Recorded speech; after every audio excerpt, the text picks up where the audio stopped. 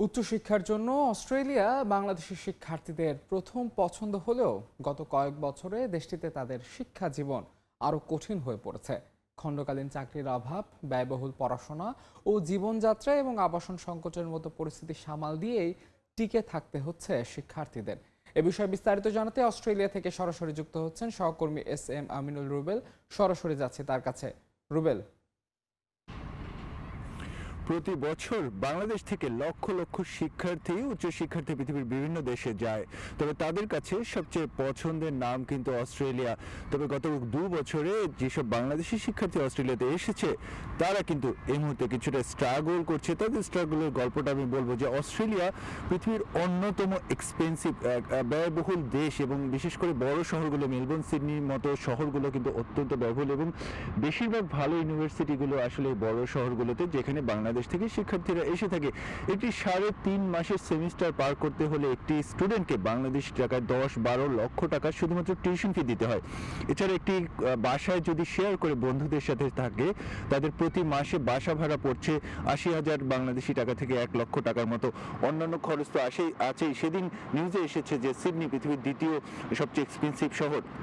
তার মানে বাংলাদেশ থেকে মধ্যবিত্ত পরিবারের যেসব শিক্ষার্থীরা অস্ট্রেলিয়াতে পড়াশোনা করতে আসছে, তারা প্রথম সেমিস্টারের টিউশন ফি কিংবা দ্বিতীয় সেমিস্টারের টিউশন ফি হয়তো দিয়ে আসছে, তবে তারা এসে যে একটি খণ্ডকালীন চাকরি করে যে তাদের পরবর্তী পড়াশোনা বা জীবনযাত্রার যে খরচটা মেটাবে, তারা কিন্তু সেটা করতে পারছে না। এই মুহূর্তে অস্ট্রেলিয়া কিন্তু প্রচন্ড ঠান্ডা, এবং শীতকালে এই ভ্রমণ পিপাসু মানুষরা কিন্তু অস্ট্রেলিয়াতে আসে না। অস্ট্রেলিয়া মোটামুটি সামার কেন্দ্রিক দেশ, বাংলাদেশের ঠিক উল্টো, যে বাংলাদেশে যখন গরম বা অস্ট্রেলিয়া তখন শীতকাল।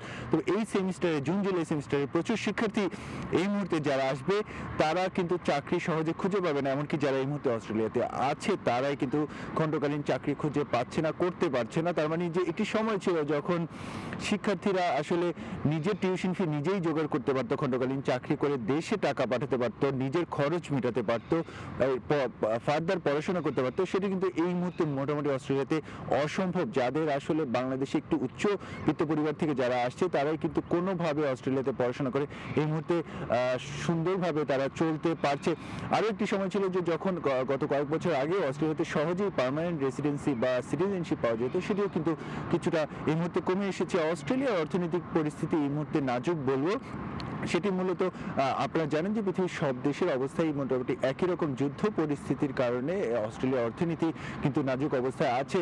তবে সরকার চেষ্টা করেছে গত 2 বছরে অস্ট্রেলিয়ার যে ম্যান পাওয়ারের ঘাটতি সেটি পূরণ করার। সে কারণে এই মুহূর্তে অস্ট্রেলিয়ার যে স্ট্যাটিস্টিক্স আছে, সেখানে দেখা যাচ্ছে যে 7 লক্ষ বা 7.5 লক্ষ শিক্ষার্থী অস্ট্রেলিয়াতে পড়াশোনা করতে আসছে পৃথিবীর বিভিন্ন দেশ থেকে। তারা সবাই কিন্তু খণ্ডকালীন চাকরি করতে চায়, তবে চাকরির বাজার কিন্তু এই মুহূর্তে মোটামুটি শূন্য, এবং আগামী অন্তত 4-5 মাস গরমকাল আসার আগ পর্যন্ত চাকরির বাজার খুব বেশি কিন্তু খুলবে না, সংকুচিত অবস্থাতেই থাকবে।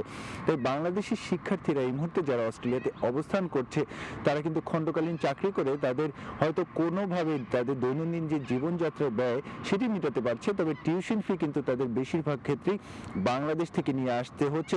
এবং সরকার কিন্তু রুলস রেগুলেশন আগের তুলনায় অনেক কঠিন করে ফেলেছে। আগে একটি সময় ছিল যে যখন 40 ঘন্টাও সপ্তাহে কাজ করার সুযোগ ছিল, এখন কিন্তু সপ্তাহে সেটি মাত্র 24 ঘন্টা কাজ করার সুযোগ আছে। তার মানে খুব বেশি কাজ করার সুযোগও তাদের আসলে লিগেলি নেই।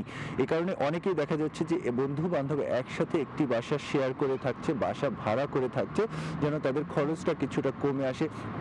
ভুলে গেলে চলবে না যে অস্ট্রেলিয়াতে পড়াশোনা করতে যখন বাংলাদেশি একজন শিক্ষার্থী আসে, তারা কিন্তু এখানে নতুন পরিস্থিতিতে খাপ খাইয়ে নিতে এবং নতুন ইউনিভার্সিটিতে এবং পুরোপুরি ইংলিশ স্পিকিং একটি দেশ হওয়াতে তাদেরকে কিন্তু শুরুতেই কিছুটা স্ট্রাগল করতে হয়। এজন্য দেখা গেছে যে অনেক শিক্ষার্থী ভালো ইউনিভার্সিটিতে এসেও বাধ্য হয়ে কিছুদিন পরে কিন্তু ইউনিভার্সিটি চেঞ্জ করছে, শুধুমাত্র টিউশন ফি টাকা জোগাড় করতে না পারার কারণে। এই ছিল অস্ট্রেলিয়া থেকে বাংলাদেশি শিক্ষার্থীদের বর্তমান অবস্থার কিছুটা পরিস্থিতি আমার কাছে।